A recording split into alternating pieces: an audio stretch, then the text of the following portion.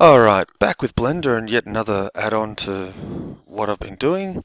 So last session I created the cartoon car. This session I'm going to use this little cube as the car itself. Now what I need to do, and I'll just undo what I did, I'm going to grab this cube, move it up one unit in the Z direction. All those keyboard shortcuts, I should actually enable that for this, so if you give me just a second, you can see how I'm doing it. I have an add-on called VR Shortcut, which should pop all these up in a moment. And there we are. Alright, so minimize that, and it'll go away. Great. Alright, so yeah. Alright, now I need to add in a plane to the world axis, which is the little cursor down the bottom. Well, it's not the world axis, but it's the cursor where everything gets added, and you can see the orange highlight there. Scale it up 50 times. So just scale 50. And now I need to subdivide it. So first off, I need to actually go into edit mode so I can actually modify this object. And then in the edge menu, at the very top here, of all these selectable things, we go for subdivide.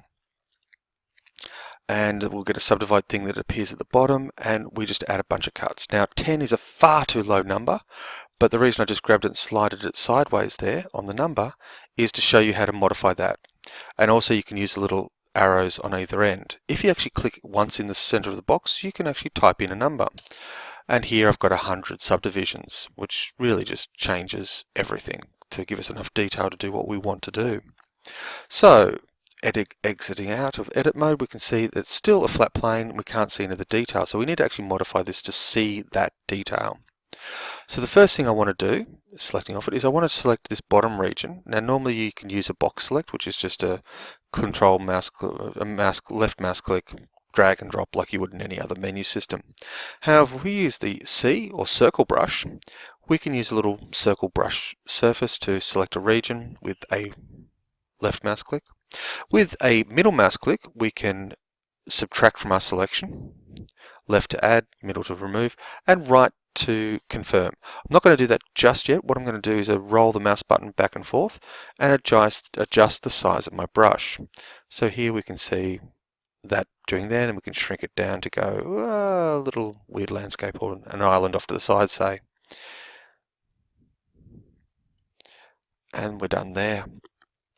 Now if I grab this in the Z direction and just slide it down, we get fairly sheer cliff faces. I don't exactly want that. What I do want is I want sort of smoother cliff edges. So sort of soft gradation down.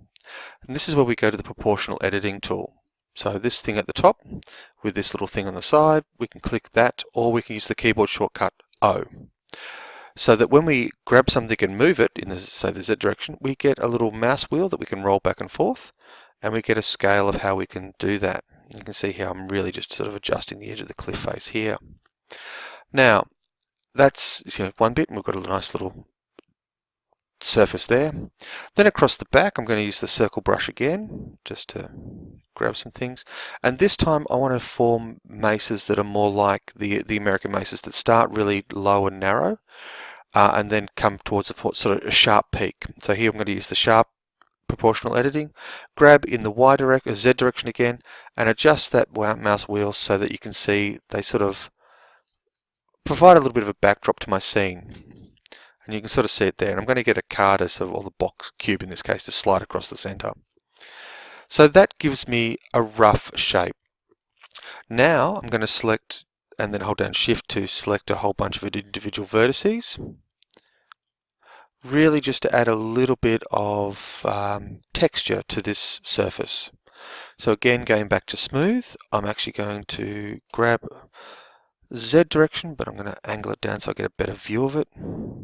So grab Z direction, lift up a little bit, and you can see those sort of hills forming. Now that's a nice little adjustment. And then I'm going to rough up that entire surface just a little bit with a bit of random noise. So I go random, and really in this case I can select probably the 4 quadrants and maybe something in the middle. Grab Z direction and then roll it out and see how it just totally destroys here. But if I pull it back to close to 0, I get a little bit of roughing on that surface. And if you look up in the top left hand corner, you'll see just under the blender symbol and the symbols across the top here, and if I move it I'm going to destroy everything, but just over here you'll see those numbers. Come on, pull back. When they look good, they're usually below 1 meter or 1m. So we could put 0.2 as our measurement. I've just typed that in. You can see up the top there. Hitting enter, it's just adjusted that surface with a little bit of noise. You can see it's not completely smooth. Now going out of edit mode, back into object mode, I want to actually add a little bit of color to this surface. So here I'm going to go to select the correct object, go down to the materials, there, materials, and I have the materials associated with this plane material. And so just go add. It adds a default material, which in this case is the Principled BSDF shader, and I'm just going to tweak that color, something sort of greeny brown, and that should do it, one would hope, and it did last time. Oh, surface color, let's add some green then. Still doesn't like it. What am I doing wrong? Well, I'll have to research that and get back to you on that one, because it should just turn up the color nodes as appropriate. Matte.ground. Normally it just goes straight in there and does it as appropriate. So I've obviously missed a step in here, but I have no idea what it is, and I'm talking too much. So getting on with what I want to do, and this is really just focusing on the animation side of things. Going to go back to the cube, look from my top view, which is 7 on the number pad, grab it and slide it to where I roughly want it. Now in the actual finish animation, I'd love to see a little car surf across the surface here, but that's fine. So I'm going to lock in the keyframe for the location and the rotation, because for this part of the animation I only need those pieces of information.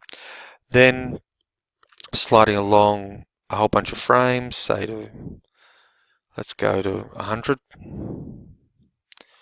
and I can just grab it and slide it across. Shift Z to make sure I stick on that XY plane, so that, and if I keyframe this in, get back to the start, you can see it just zooms across as if it was a fairly stationary object. But in the middle here, I'm actually going to add a little bit of interest to it, visual interest. So looking again from above, I'm going to grab that there and rotate it a little bit that way, key that in as a frame, then jump on a few frames later, grab it over here, rotate it that way, and key that stuff in, and hopefully we go boom, boom, boom, and you can see it doing what it's doing. Now ideally, to fix this up a little, we'll jump a couple of frames on and then rotate again to get it pointing in the correct direction and lock that in as a thing. So you can see here it turns fairly sharply, finds its direction and keeps going, which is more realistic to the physics of that kind of stuff. And then finally we need to set up the camera and the light. So grabbing a light, dropping it into the right spot. I might duplicate that and add in a couple of extras. Then looking through the camera, I'm going to do a quad view. So quad view gives us the top, front, right, and the actual user perspective. In this case, I'm going to lock that into the camera so I know what it's doing.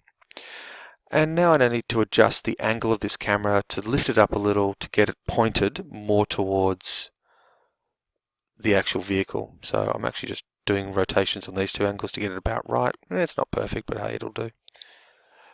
And then that's a little better. Just so the top of the cliff face is off camera and the bottom is well in shot. So if we go back to the start of our animation, you can see things off in the distance over here. We need to rotate the camera in the top view to catch that. That's what we lock into place for that camera. Then as the animation plays through, boom, boom, boom, boom, boom, hits about here. This is probably where we need to rotate it to catch everything. So scrubbing back and forth, yeah, that's not too bad. I'd drop out a shot a little bit turns towards the camera, that is probably where I need to actually drop it a little bit, just to catch it in frame, and lock that in again as a rotation and scale.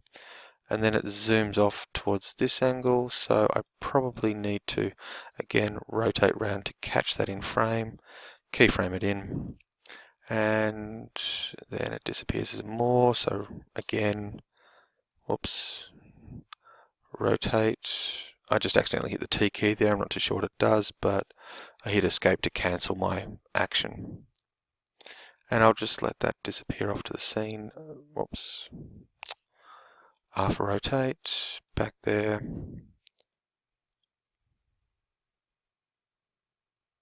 Now my camera angles are really wonky and stuff, but I'll get into camera tracking later. And that disappears off the distance. Now this whole animation finishes by about frame 100, so if we make it end at frame 105, then play it through, we see, yeah, some of the camera angle is, as I said, a bit wonky, but it gives me what I need. And that's, and flicking back to the, out of the quad view to the main view, cancel, Control Alt Q, I get the whole thing set up, and that's pretty much it. Alright, done.